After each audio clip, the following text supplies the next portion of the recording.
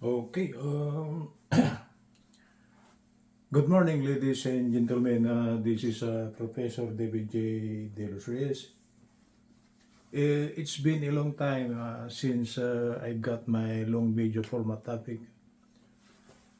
Okay, we are saturated with what they call this short videos on the so-called how-to things. So for this morning, we will be discussing a long video format, and this is a continuation of my, what's this? This circuit, okay? And this is now actually lesson number 15. Lesson number 15 is a new lesson. It is one of the so-called solution of circuitry problems.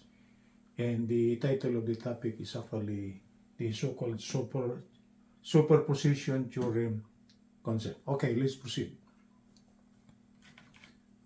Lesson number 15. This is this circuit lesson number 15. The title of the topic is Superposition Theorem Concept.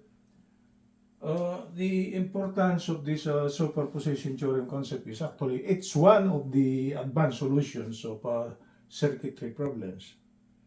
And this is most especially used when a certain circuit contains the so-called multi-sources, okay?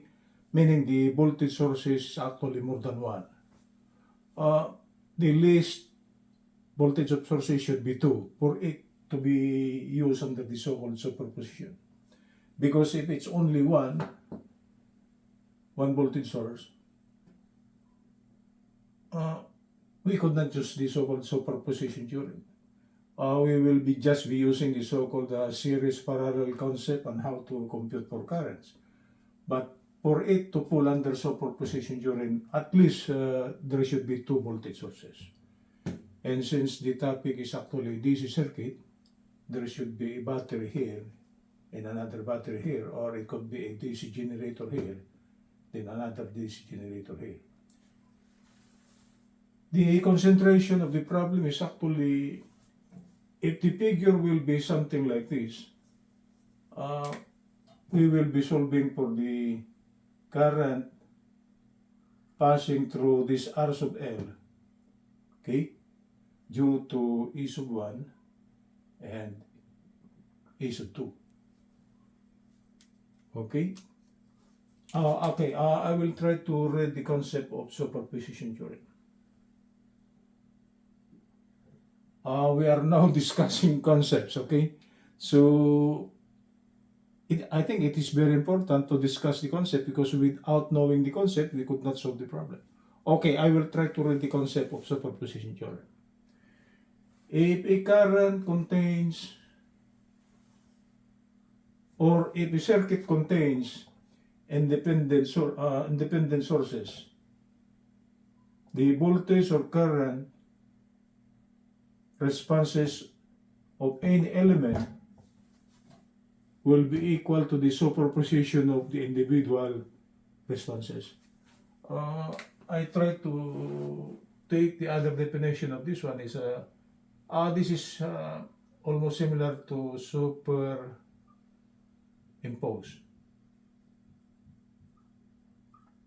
So instead of using a superimposition, okay, they use the word superposition. But in reality, this superposition is actually almost similar to superimpose. Okay, I will try to continue. I think the first paragraph is almost similar to this one. I made this one myself. I think this is more clearer than the first one. The first one is just, it's very theoretical, right? But if we go practical, we could understand the concept more thoroughly. Okay, when 2 or more voltage sources are applied simultaneously, the resulting current on the load is the sum of the individual currents. In short, if we try to, paragraph number 1, that's from the book. Paragraph number 2, this is from myself. I think this is more understandable than the first one. like my paragraph here. If we are given two voltage sources, okay, and the problem is asking for what will be the current on the load RL due to E sub 1 and E sub 2. On my paragraph, it says the resulting current on the load is the sum of the individual currents. Meaning to say, there should be current coming from E1 and there should be current coming from E2. So if we are looking for a current through this R sub A here, it will be the current coming from E1 plus the current coming from E2. It's just like on the first paragraph. Okay? We try to superimpose first the current due to E1, neglecting for the meantime E2. And for the second thing, or the second step, we will try not to consider E1, we will consider E2. Then a current will be superimposed on I sub L due to E sub 2. Superimpose or superposition, they are similar. So meaning to say, if there are two voltage sources and we are looking for the current through RL, it will be the current, okay, IL1 due to E1 if we neglect for the meantime E2, plus the current IL2 from E2 if we try to neglect E sub 1 for the meantime. Oh, that's my paragraph. I think it is more easier to understand my paragraph than the first paragraph. When two or more voltage sources are applied simultaneously, the resulting current on the load is the sum of the individual currents. If there are two voltage sources, the summation of L1 plus IL2, okay, will be the current passing through I sub L if we are given two voltage sources E sub 1 and E sub 2. If there are three voltage sources, that will be a different story, because we will be adding another plus IL3 here. IL3. If there are three voltage sources, there might be another voltage source here.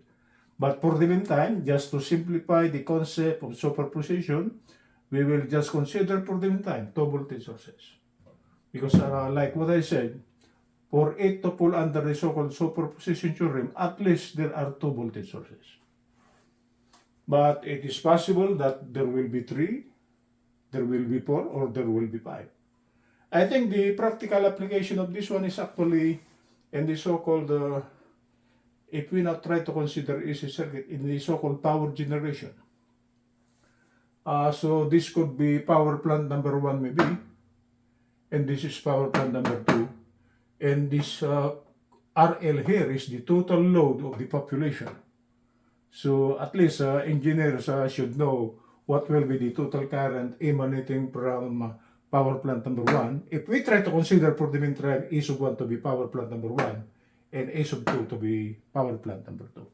I think that's the practical application of the so-called superposition theorem. It is a concept and we're in. We would like to know the current delivered by a voltage source number 1 or power plant number 1, okay, and the current delivered by E sub 2 or power plant number 2. That's the so-called practical application. So at least we now know the concept. If we try to bring out the graph, okay, hold on, I will take my eyeglass. We will be graphing the current graph, right? This is the load current as ordinate, the abscissas actually type. The current coming from E sub 1 passing through RL will be this current here. This one, the lower one. It's a direct current. And the current coming from E sub 2 passing through I sub L will be the second current, IL2. If we try to graph that, it's a straight line if it is a direct current. See, so this is IL1, this is IL2, meaning this is the constant height. the value of IL1 is smaller. This is IL1 all throughout. So if we would like to compute for the current passing through I sub L due to E sub 1 and E sub 2, we will be adding this portion here plus this. So actually, this is the total IL1 plus IL2. I will place here, this is IL1 plus IL2. IL2, the bigger one. Because this height here will be this smaller height plus this. Okay? And to solve for I sub L, theoretically speaking, okay, how to solve for I sub L?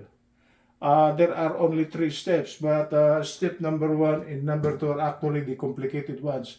Because step number 1 and number 2, we will be using our knowledge on the concept of the so-called series parallel computation. I didn't place here anymore. It's just the summary. But when we go to an example problem, I will be showing how we will perform for the computation of IL1. So this is just a summary. Like I place it here, step number 1, to compute for I sub L. Consider E1, solve for IL1. This sentence here is actually a very short one, but in actual computation, it could be a long computation because we will be using the concept of series parallel concepts. Okay? So step number 1, we will consider E1, we will neglect E sub 2 for the meantime. Okay?